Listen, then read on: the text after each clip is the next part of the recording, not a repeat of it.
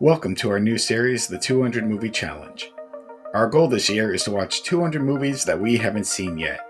If you want to listen to the full podcast where this clip is from, the link will be in the description. Now enjoy today's movie.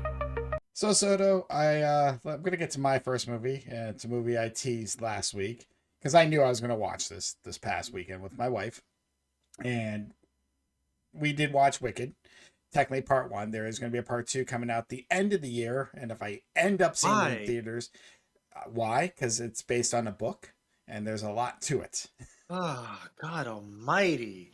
So, These part one to part two, it's like a money grab, dude. It's like Dune. Don't even get me started on that shit.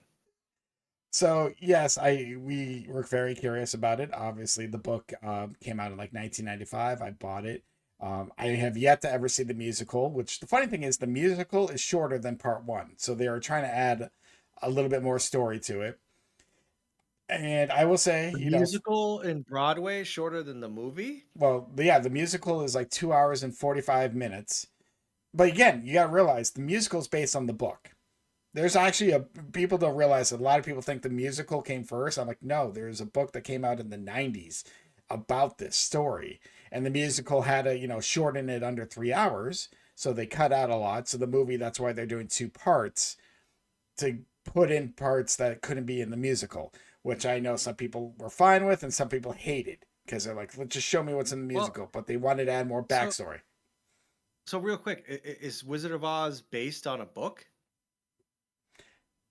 Like Yes, the original Wizard of Oz? wasn't it? I don't know. I'm asking. No, I'm I asking know it's a you. book series because I know they I believe Wizard of Oz was originally a book as well. But that book was way back whatever the 1900s, early 1900s. The Wicked was written in like I said the 90s. So they kind of wanted to tell a new story. So basically the way Wicked starts without spoiling this for anyone.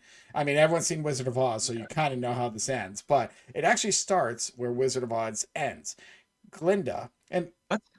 well, what happens is Glinda, the good witch, the one that gives Dorothy the shoes, is going to Munchkin Land and is telling people, "Hey, it is true. The Wicked Witch is dead," and they're rejoicing and they're happy, and obviously, song and dance, whatever. And then one of the people in the town asks Glinda, "Hey, weren't you friends with the Wicked Witch at one point?"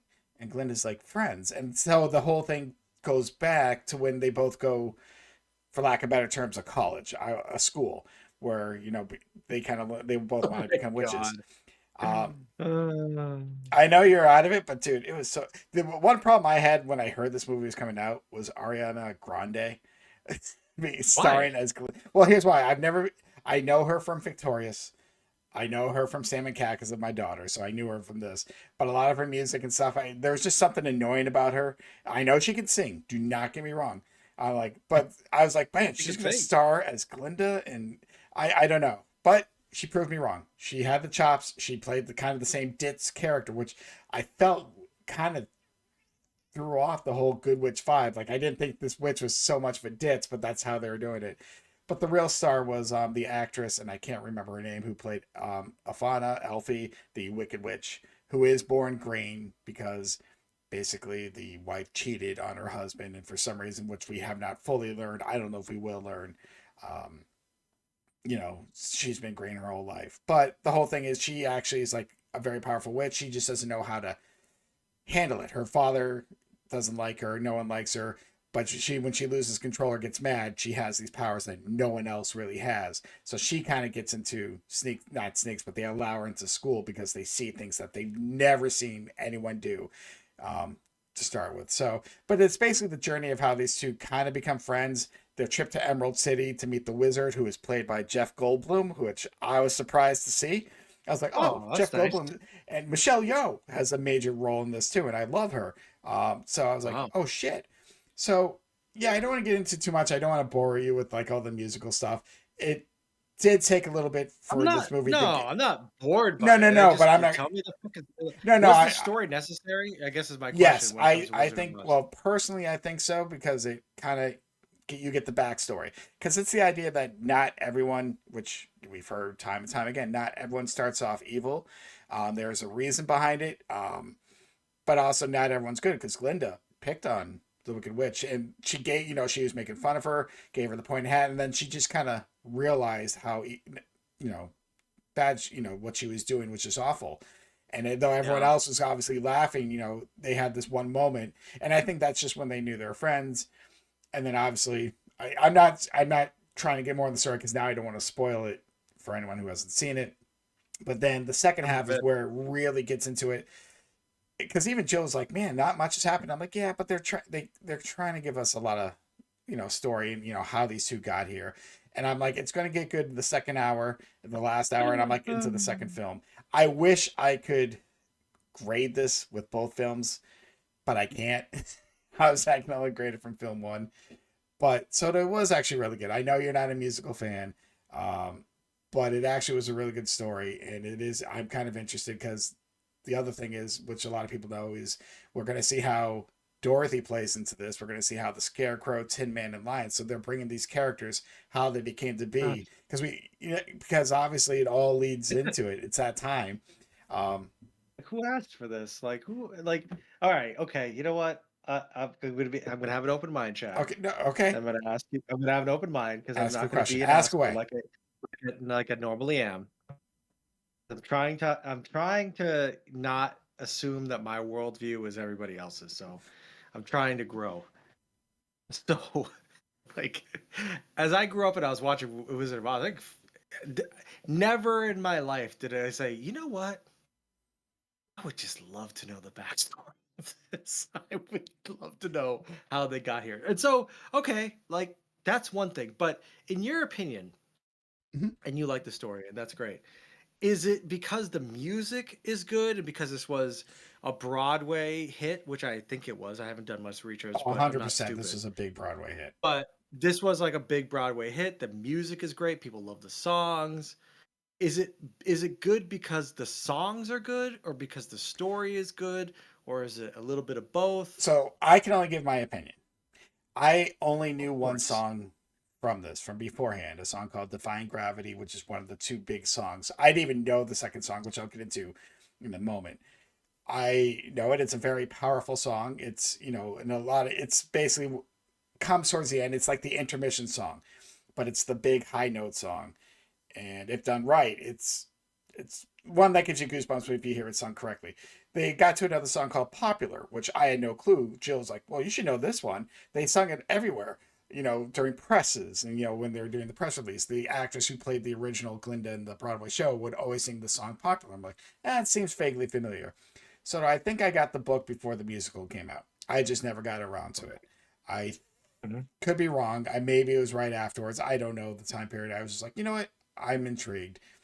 Um, I do want to see the musical, but again, most of this I went in blind because I only knew that it was based on their backstory. I knew you're going to get a little bit of Elphaba, the Wicked Witch, her how she became the childhood, how she was born, things she had to deal with a little bit. Um, so yes, I know a lot of people loved it because of the music. Now, FYI, I had to actually turn off. I did not realize this because this is free on Peacock. Free, here we are with that word again. And there's two versions. There's a sing along version. So I'm like, I almost played that. I'm like, no, no, no. I'm like, I do not want to sing along with this. I'm not ready for this. I do, Wow. but there is actually a sing along version because I guess from what I heard, a lot of theater majors or people who just love this musical, when they went to the theater, they are singing with the songs, and some people Sure. were obviously enjoying it, and other people were like, "Shut the fuck up! I want to hear the movie." I get both points. I'm not going to get into that fight. Whatever, this is when I'm like, I just want to watch it in the comfort of my own home. But yes, there is a sing along version. So I, Dude, I mean, Rocky Horror has its own thing, oh right? When god, people go see that Rocky yes, Horror, I you do know what I'm remember saying? And that people know all the songs, and it's like the expectation when you go see Rocky Horror Picture Show now is like you are singing, the audience is participating and they're singing the songs. So that's not like totally out there for me, and it does kind of explain it a little bit. This whole phenomenon has gone way over my head. I don't have kids. I've never had kids. And so I have no reason to be exposed to anything like Wicked. I have no reason to be exposed to these songs. I remember your friend Brian, when his son was like obsessed with The Greatest the Showman, showman. that Yep. Hugh Jackman, and he would just be his son. That's all his son sang. right? Yeah. You remember that? Oh yeah. Yeah. He's probably like 15 years old now. But I digress. It's like 12. yeah, Yeah, because it's I gonna be saw him. 12. He was like mad little kid. And he was Yeah. just singing his heart out, and I was like, this kid loves music. That's fantastic. So yeah, I'm all about music as a concept. I love music. I listen to music every day. I listen to new music, so I totally get that. I know how things can like catch on that way, and so I'm trying to kind of just wrap my mind around the wicked kind of phenomenon this is. Because I admit I'm on the outside looking in, and from what you're saying, it's like just like Cats and just like Phantom of the Opera, it Yeah, has so it's not your iconic style of musical. songs. Yeah. Well, I will say this Yeah. before I get into the grading system. Soto, there was 14 books made in the early 1900s from Oz. It was a series. So the first Wizard of Oz was written and I'm looking Lord. this up now, 1900. So yeah, it Yeah. had nothing. So yeah, there is a lot. And so it was this whole, Gross. oh my God, hold on. So I'm reading like I knew of a couple, like The Road to Oz. There's a book called TikTok of Oz, written in 1914. TikTok. Wow. I don't know. Interesting. Did you ever see the sequel, Return to Oz? With I think it was the debut of Fairuz Balk, who's been in a bunch No, of different things. no. I know of Um, that one, but no, I have not. Um, yeah, but anyhow, that's an interesting triple fucking scenario, but I don't know if I'll see Wicked. But anyways, continue. no, and there's not much more to say. I get it because you're right. This is the kind of musical stuff that I know you don't like. And I also had to look at it because I know it's also very popular, and as we know in this society, whether it's movies, games, we talked about this. When it's way too popular, people just like to shit on it, and I'm like, just enjoy it, whatever. I can get on the whole Final Fantasy VII rant, but we're not here for games. We're here for No, movies. Well, top 200 games would never happen. but so No. yes, I liked it because the story was actually good. It's a very interesting backstory. Whether or not you want to see this, that's fine. Like I said, it's not. I need to see this as a complete thing. I kind of joked that I felt like this could be my new number one. I will say that I was wrong, and that was fine. I was close though, Soto, because this is number two. I am at putting Wow. it's over. It Really was impressive, Wicked. okay, and then I got Jim Henson, right there at number three, and Bohemian Rhapsody. I got all this like musical, and then Clerks 3. That's my number five. That rounds out my top. But yes, I because I'm very intrigued. It left me at a good point where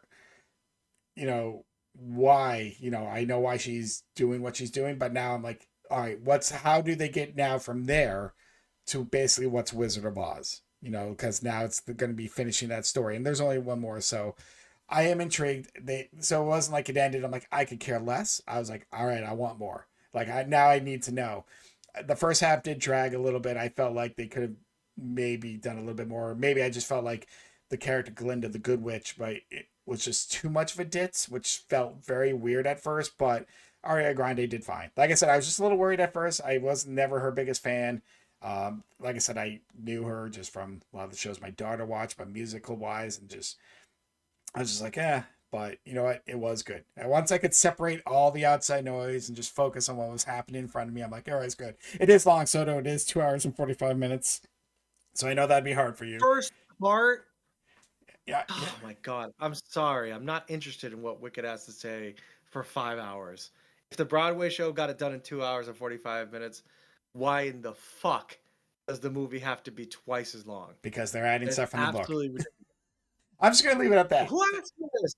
Who fucking asked for this? I didn't. I didn't ask for fucking like. You know see what what? You're happened right, before but Dorothy got there? based on sales of the book, sales of the musical, and everything that's done, popularity asked for it, and it delivered. It won a couple Academy Awards as well. I don't know which ones. Probably some costume, and I know it didn't win Best Song because Amelia Perez did. But yeah, Well, we'll see if ever I accidentally see this. I think the closest thing to accidentally seeing a musical that I watched, and it was only because I worked at Blockbuster, was Mamma Mia. I like ABBA. I like Mamma Mia. You know, Yeah,